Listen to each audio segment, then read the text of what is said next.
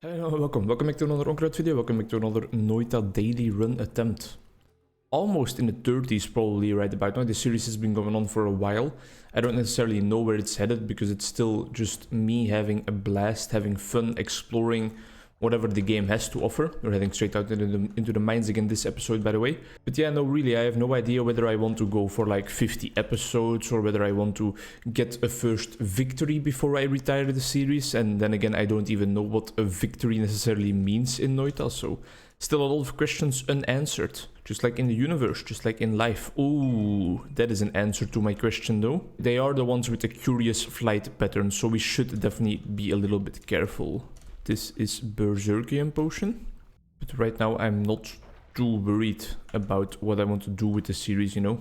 I'm still just trying to record every single episode while having fun and not worry too much about what will happen in the episode or what I'm gonna talk about or what path I'm gonna take in the game. No, I just press the record button and I kind of see what happens. Let's get a water flask going. I think, yeah, the guy down there just picked up a wand, so we're definitely gonna be careful. That's not really being careful, taking 63 damage from your own abilities. No. Right, be sensible about it, just...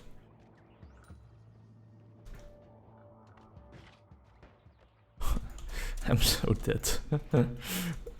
Oh, he picked up the wand. Die, thank you. And it is energy sphere, so we might just replace our primary wand. Yeah, sure. Fires a bit slower maybe, but I really dislike the bouncing ball, but I don't need to go into that topic because we have talked about that many times. YouTube channel has kind of been popping off. There's been like a steady growth of subscribers really, which is quite new. Warm was around here. Almost every day I get like one new subscriber, so whereas we were just at 200 a couple of days ago, I am already at... Oh, it's not a shuffle one though. I am already at 204 or something right now. I think I want to do something like this.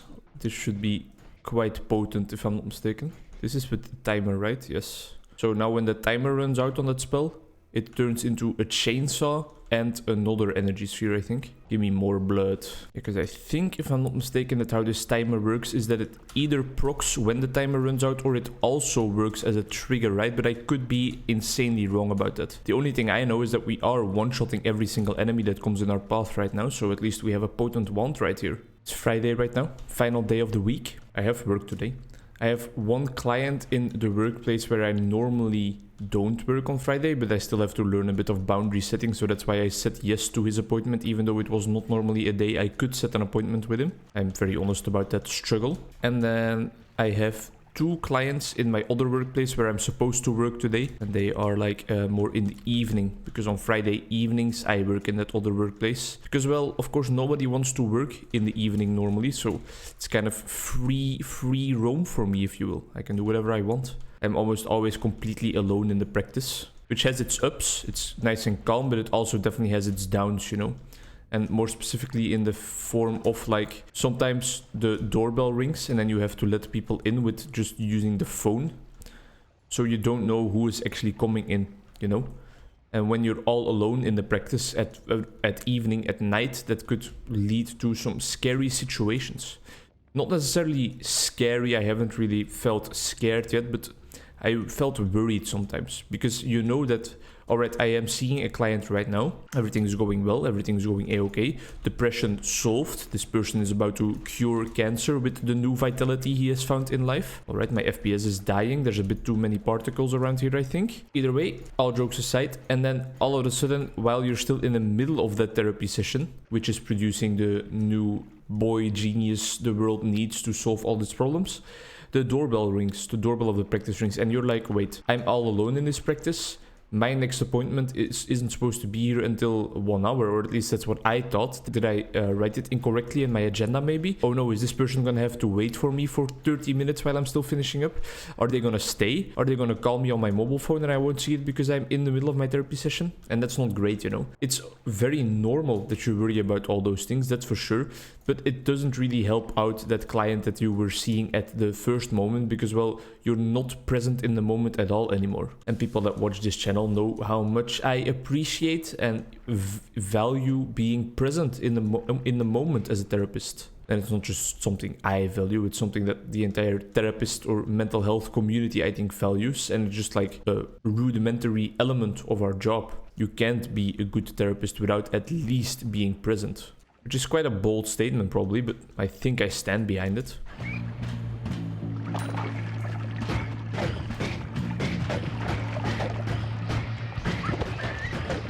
No, no, no. Oh, I was like, oh shit, I shouldn't drop down there because there's way too many enemies down there, but then my levitation power ran out.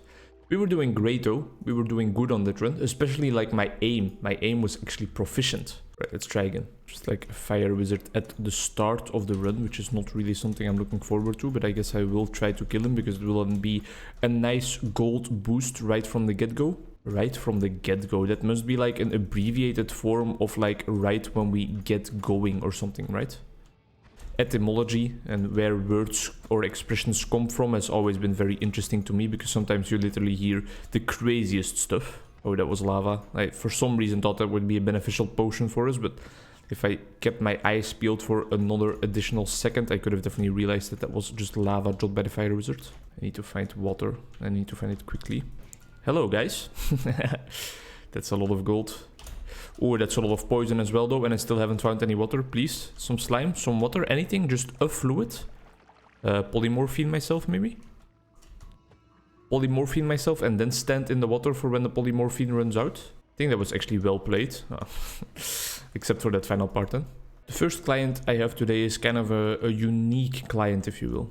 It's a male student. I'm still not really sure what he is actually like struggling with. I feel, and this is not to sound derogatory or anything, and it shouldn't because it's just like a diagnosis like any other diagnosis, so it's no big deal at all. But I feel like there is definitely some characteristics of autism spectrum disorder or ASD in his way of thinking, his way of behaving, especially in like his social context, and yeah, his repetitive behavior or niche interests, because that's exactly what the diagnosis of autism is all about. But you should know that, shouldn't you? That's fucked up. I shouldn't make those jokes as a clinical psychologist. And also, people with autism being the butt end of a joke is not like, doesn't make any sense because people with autism are amazing beings, just like every other human being. Or maybe just the fact that I work with those people and I know how they are, maybe that gives me the right to actually make fun of them, poke fun at them. Because I think humor is one of the most important parts of our job at all. And you're probably wondering right now, oh shit, then you must be really bad at it because you're not funny at all. And to that I say, fuck you, my friend, fuck you. I am trying though. And I was kind of suffering from a bit of imposter syndrome, as we are prone to do on the Onkruid channel here, about my attempts at being funny on this YouTube channel. I almost always fall asleep with like something podcasty or just something like that. And once I was listening to, I just searched up, which is really, really sad if you come to think of it, but I searched up how to be funny. I just clicked into one of the podcasts about this. And sure, I learned a lot, and I also like learned a lot that I knew already, but to actually do it, to bring it into practice, that's a lot different, of course. It's a different story. One of the points they made, for example, was like, you know, get them expecting one thing and then hit them with something completely different. And that's definitely something I try to do, but something I'm not amazing at. But that's also where imposter syndrome is just coming in again, so I don't know. Knock back on spells, please. Thank you. But yeah, if there is one thing I'm worried about in this channel, it's that I'm not actually funny. Whereas it is very important for me because having a good laugh in YouTube videos is, I think, one of the most important aspects of what makes a YouTube video good. And therefore also what I enjoy in a YouTube video and what I would like to give my clients in YouTube videos. You guys. Clients, that sounds so messed up. No. Oh, Jesus Christ. Oh, this looks interesting. Yeah, alright, let's try this wand for size. It looks a lot less dangerous than my saw blade wand. That's why I'm more prone to be using this probably, because I'm a little pussy-ass bitch. And also because sadly, damn, I have a lot of knockback now. And also because sadly my saw blade wands have not been equipped with that new tech where they like have this training video of a guy putting a sausage in front of the saw blade and it immediately stops. I don't think that has been in... That's like only in the next patch of Noita that they're introducing that, I think. The wiener update. Now that my aim has gone better, I do feel a bit safer using these abilities actually though. But still, it's always like very hazardous. Little snowman. I'm just not gonna bother him. Oh, that was a bloody nice shot there, bloke. I've really been getting the itch to play some old school RuneScape again lately. Mainly because I just watch a whole lot of old school RuneScape content because I can never get enough of it, especially Boti's videos still, but we've talked about that recently on the Onkruid channel. Ow. Talked about it on that's also a Survivors video, so remember what I said about my aim being better, so the saw blades being a bit less dangerous? Well, a bit less dangerous doesn't equal not being dangerous at all. Not a bad run though. We were playing calm and collected, and we actually unlocked something new yet again. And additionally, we were just aiming quite well. Thank you very much for watching. Hope to see you in the next one. Hope this is not boring for you yet, but I should not explicitly tell you those thoughts, because then they will become self-fulfilling prophecies and I will feel boring and I will start to talk less. And when I start to talk less, I mean, you know, it's gonna get boring. So that's really where that comes in. So I should really stop worrying.